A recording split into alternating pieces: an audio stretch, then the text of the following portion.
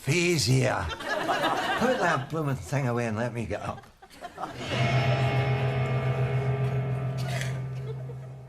Is it on? Ecphysia, is it on? Ah, right. Good morning.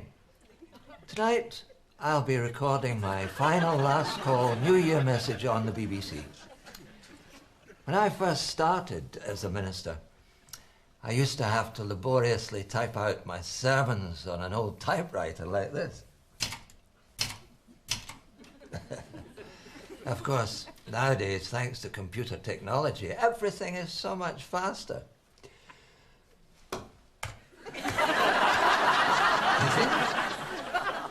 I've actually got all my old sermons in here. Even my very first last call. I remember it so well. Back in 1952, I think it was. The BBC was in its infancy then, and some of the camera work left a lot to be desired. Of course, I was, as always, assured, articulate, positive.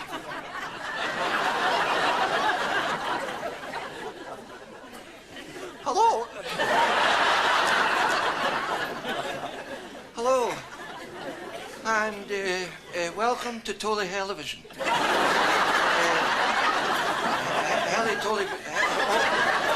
Holy Television. Under the aegis. Under the aegis of BBC religious things. My name is. What's my name? I forgot. Oh yeah, yes, of course. It's Jelly.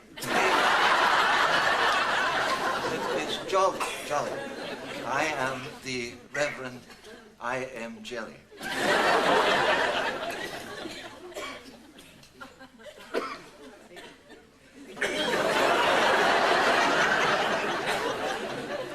And it came to pass that a man fell among thieves, and they beat him and stripped him naked. Is it all right to say naked? Well, now, just a minute. Apparently he wasn't all that naked. I mean, he still had his underwear on. Clean on that arm. And so, of course, we can all play the Good Samaritan by approaching people lying at the side of the road in their underwear. And bundling them into a cheap hotel bedroom. I've done it myself so many times. Especially when I used to wander through the red light district in Seoul. Oh.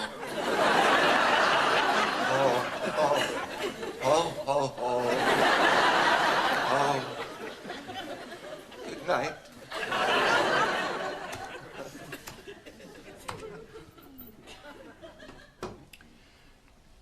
You know, all this fuss about the computer bug has had a terrible effect on Ecphysia. She now looks on the black side of everything constantly, anticipates the worst, and dreads the future. For the first time in 40 years, we are on the same wavelength. But let's not take all the predictions in the Bible too literally. Tonight, I want to take a long, cold, hard, rational look at what the new century will really mean. It's going to be hell. So let's look on the bright side. We've all been through hard times before. I was born in the hungry 30s, grew up in the flaming 40s, delivering bread and buns and all kinds of horrible weather for an absolute pittance of a wage. Just a child, untidy, unwashed, unmarried. Oh, happy days.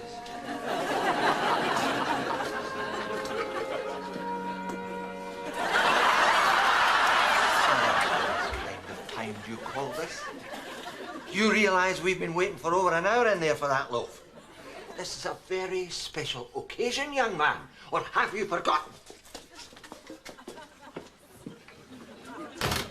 Happy birthday. Happy birthday, dear Ian. Happy birthday to you. Now, blow out your candles.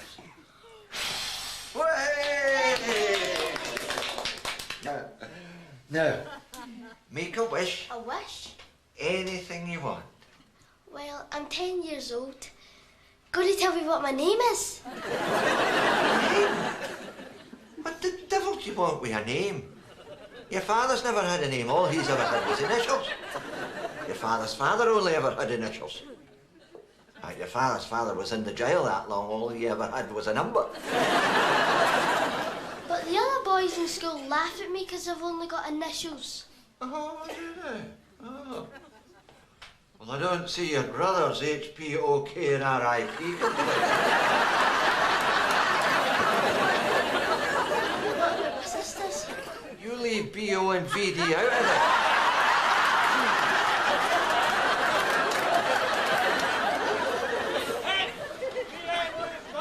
Both my parents were lay preachers.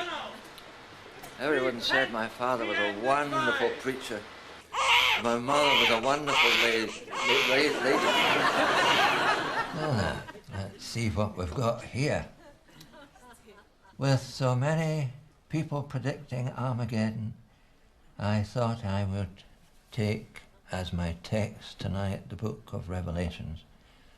And the Lord saith, I have seen thy works and thy labour, and worse still, thy new labour.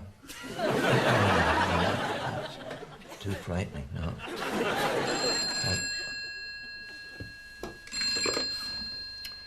The man's Reverend Jolly speaking. What? Oh, dear God, no! Well, how do you expect me to take the news? You're one of my oldest friends. Oh, what on earth do you want to get married for? I mean, think, man, you're 87. You've been married 5 times already. Haven't you learned anything? I'm begging you, don't do it. I mean, I remember my wedding day. It was the happiest day of my life. If anyone has just reason why these two should not be married, let them speak now, or forever hold their peace.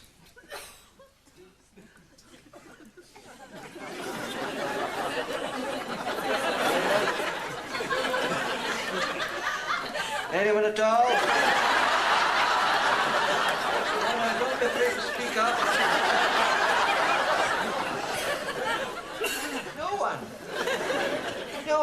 No one can think of a good reason. Come on!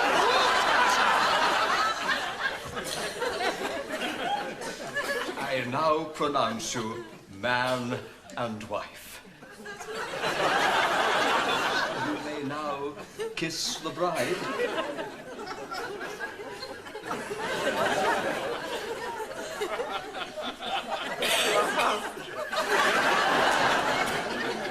I'm terribly sorry I'm late, but there was a terrible road accident just outside the manse.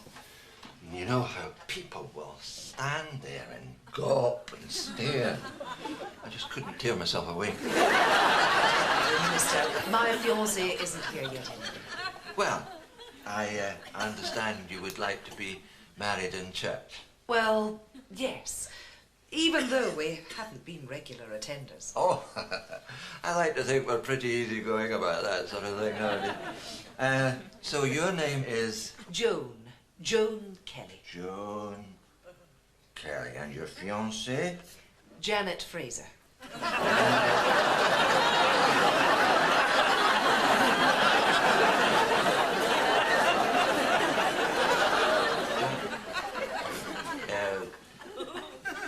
J-A-N-E. As in Janet. Well, I mean, you're both. Well, obviously you're both. I mean, you and Janet are actually. Well, if you would just let me... Understood. No, say not another word. No, but you see... No, I mean it. No, not another word. It's just, I mean, don't misunderstand. I have no passion about this one way or another. You know, I don't have a problem. When I said, you know, the church was pretty easygoing, I mean, what I actually meant was, you could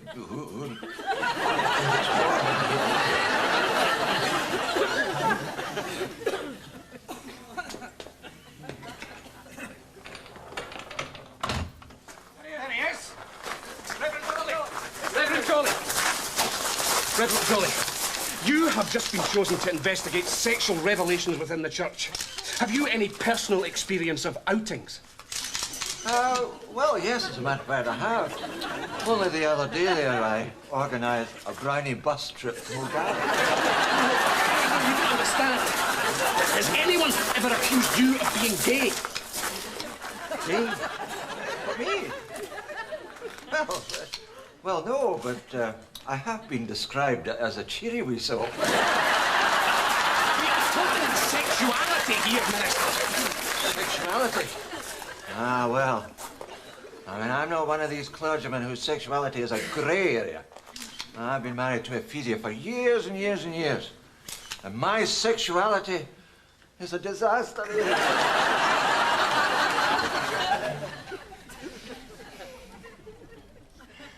I've come to the point in my sermon where a serious biblical message is required. I don't want to be accused of jumping on the end of the world bandwagon. I'm not one of your Johnny-come-lately prophets of doom. I've been predicting disaster for years. But I've been trying to find something uplifting to say. For the last 40 years, really. Having written so many of these sermons, you'd expect it to get easier every year. But I really have to shut myself away in order to do it. Of course, all the great religious thinkers have been incarcerated in solitary cells at one time or another. I was incarcerated myself once. Unfortunately, solitary wasn't the way it turned out.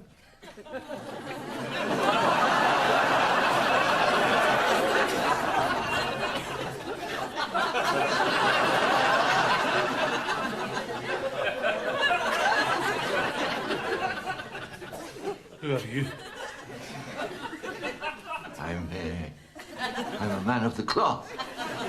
What? A windy cleaner?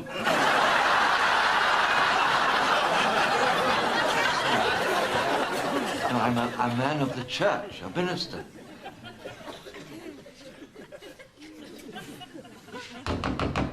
Hey! What's the big idea? I tell yous I wanted a solicitor!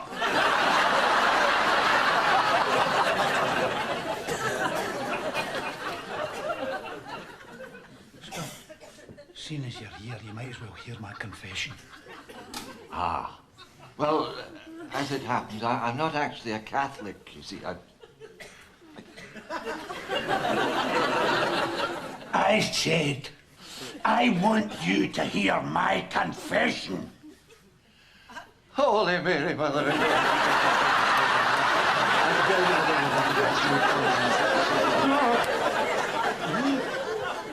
What's God got to do with it? That's my confession, see. I'm an atheist. I don't believe in God. Yes, I'm having a little difficulty myself.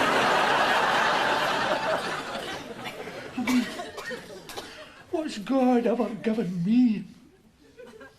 Halitosis.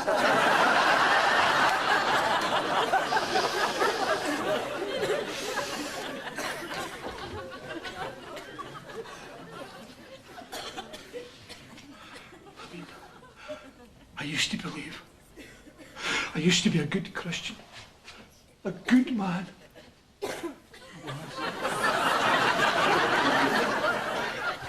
But I had it beaten out of me. The way that bastard. browbeaten him. By your father? No, by my wife. That horrible, blood-sucking harpy of a wife. Tell me about it. I don't want to think about her.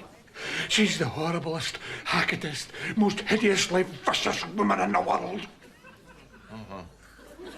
What odds are you giving in that? I'm a habitual offender. I'll do anything to anyone to get myself locked up away from her. What did you do this time? Same as always, GBH. Took a hammer to a Church of Scotland minister.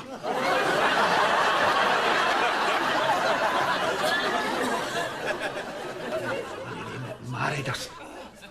Still, it wasn't my fault. I did it in my sleep. Well, been nice talking to you. Time for bed.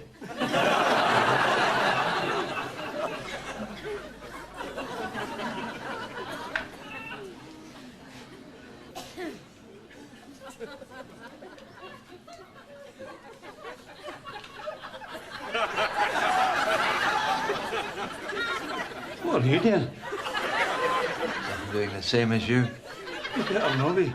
There's only one chanty.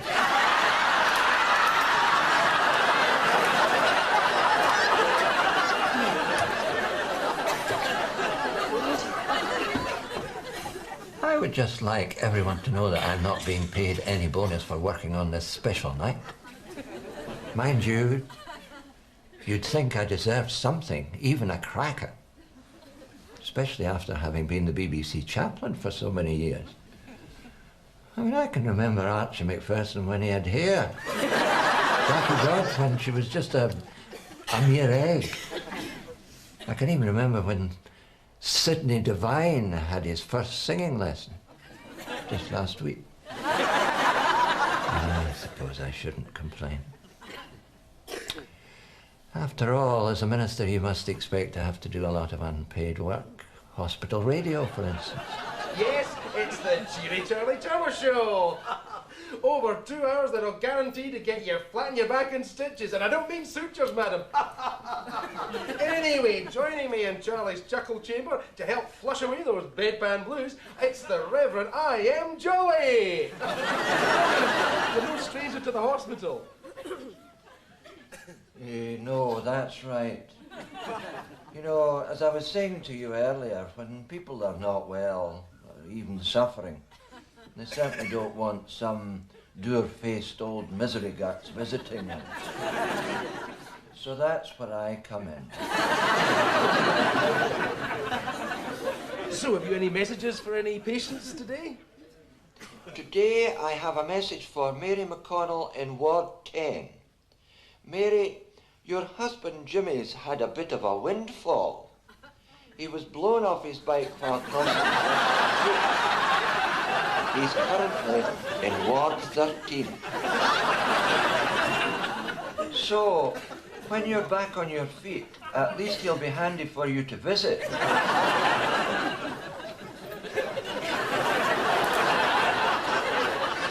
Although, if I was you, I maybe wouldn't leave it too long.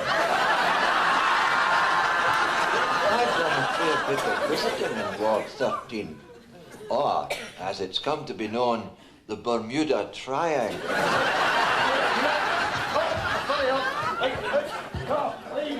I mean, the joke is that if the doctors and nurses don't get you, the caterers will. Yes, yes, yes. Well, eh?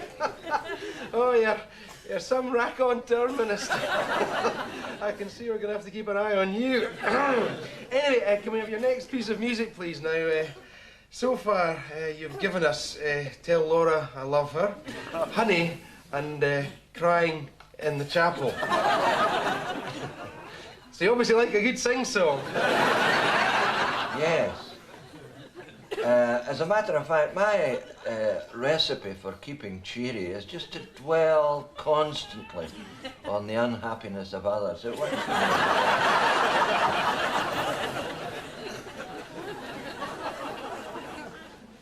So, My next choice is Old Shep. Sydney Goodbye.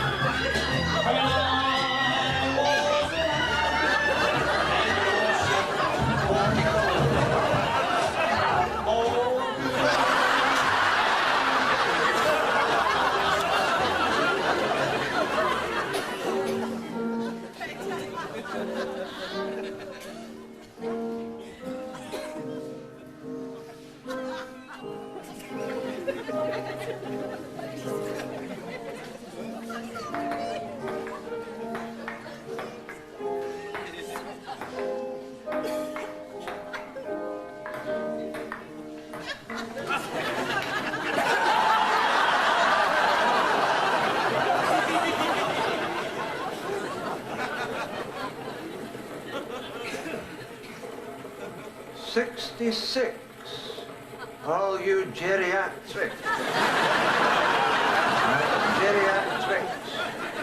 6.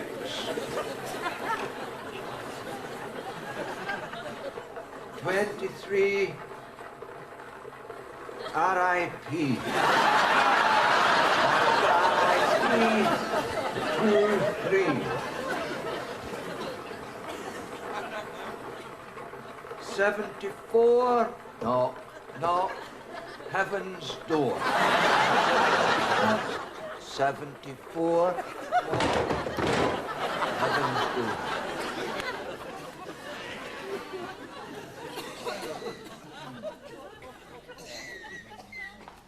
Right then. Who's first? And what's the child's name? It's Spindona. Very unusual name, very attractive too. Spindona McWhirter. It's not a name. I'm sorry, I thought you said her name was Spindona. Oh, so I did. Spindona Jacob.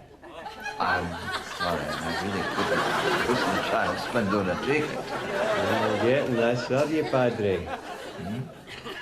Her name is Kylie.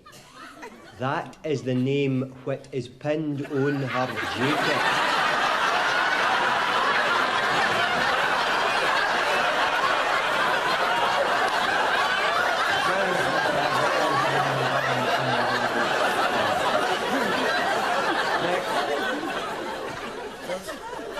Well, that's it.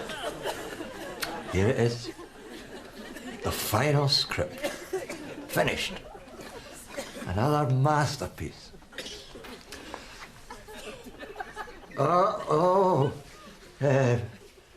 That's only an hour and a half to go.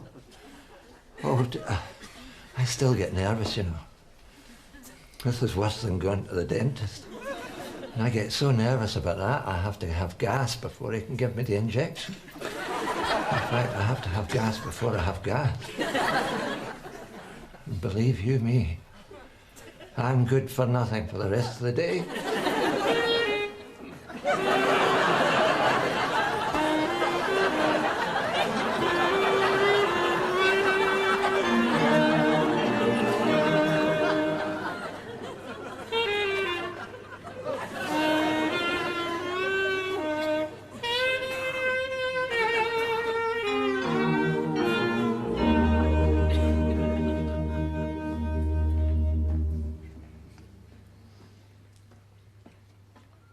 I'm visiting a woman, a nice wee woman, recently bereaved, lost her husband in tragic circumstances. He died. Kind much more tragic than that. Now, the thing about these visits is tact, right? Tact. You've got to have sensitivity, and above all, respect.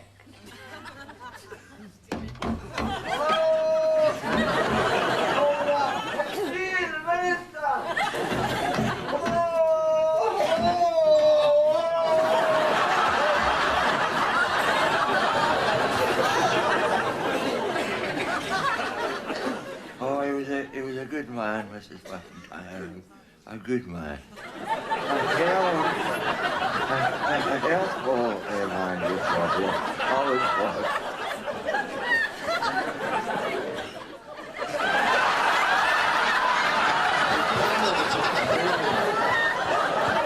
Always willing to lend a hand and keep the moving fellow close with him.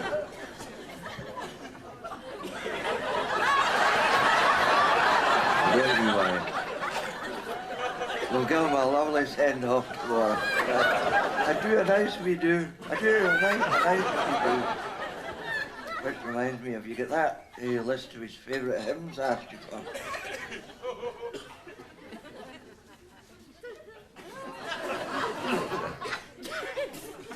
It's your husband's funeral, Mrs. McIntyre. You know the Eurovision song.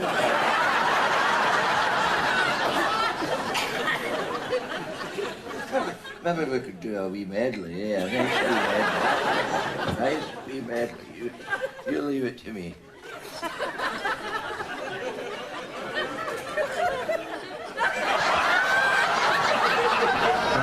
Yes, it's the Reverend Jolly here. My usual taxi to the BBC, please. What do you mean, who's paying? Bloody cheek. Now, money, keys, and the sermon. Ephesia, where's the sermon? I need this. Sorry, darling. I'll see you all later.